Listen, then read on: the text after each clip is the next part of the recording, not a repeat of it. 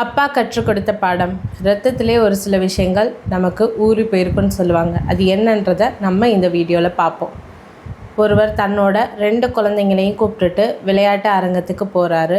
Ticket கவுண்டருக்கு போயிட்டு ticket விலை என்னன்னு கேட்குறாரு. பெரியவங்களுக்கு 5 ரூபா, குழந்தைங்க 6 வயசுக்கு கீழே இருக்கிறவங்களுக்கு இலவசம்னு கவுண்டரில் இருக்கிறவங்க சொல்கிறாங்க. அதை கேட்டுட்டு உடனே இவர் பெரிய பையனுக்கு 7 வயசு ஆகுது, சின்னவனுக்கு 5 தான் ஆகுது, அதனால் எனக்கும் பெரிய பையனுக்கும் 2 டிக்கெட் கொடுங்கன்னு சொல்கிறாரு. டிக்கெட் கொடுக்குறவங்க அவங்க எல்லாத்தையும் ஏற இறங்கன்னு பார்க்குறாரு. பெரிய பையனை பார்த்தா 7 வயசு ஆகிற மாதிரியே தெரியல. அவனுக்கு 6 வயசு ஆகுதுன்னு சொல்லியிருந்தா அவர் ஃப்ரீயாக டிக்கெட் கொடுத்துருக்க வாய்ப்பு இருக்குது. உங்களுக்கு 5 ரூபாய் மிச்சமாக இருக்கும், ஆனால் நீங்கள் அதை சொல்லாமல் உண்மையை மட்டும் சொல்கிறீங்களே அப்படின்ட்டு அந்த டிக்கெட் கவுண்டரில் இருக்கிறவர் கேட்குறாரு. உடனே அந்த அப்பாக்காரர் சொல்கிறாரு, நீங்கள் சொல்கிற மாதிரி அவனுக்கு 6 வயசுன்னு மாற்றி சொல்லியிருந்தா எனக்கு 5 ரூபாய் மிச்சமாயிருக்கும் தான் நீங்கள் சொன்ன மாதிரி.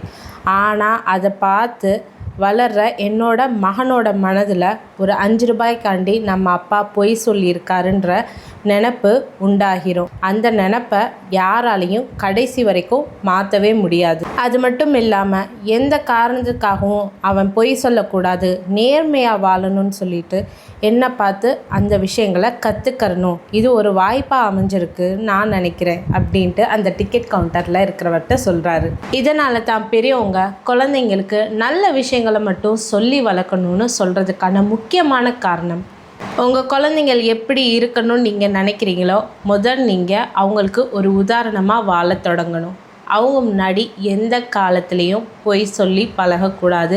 அது அவங்களுக்கு இன்னும் ரொம்பவே ஈஸியாக போயிடும். எதிர்காலத்தில் பொய் சொல்கிறது ஒரு தப்பு இல்லைன்ற ஒரு நினப்பு அவங்களுக்குள்ளே இருக்கும். குழந்தைங்க நல்ல விஷயம் பண்ணாலும் சரி, கெட்ட விஷயம் பண்ணாலும் சரி, எல்லோரும் சொல்கிற ஒரே வார்த்தை ரத்தத்திலே ஊறி போயிடுச்சு.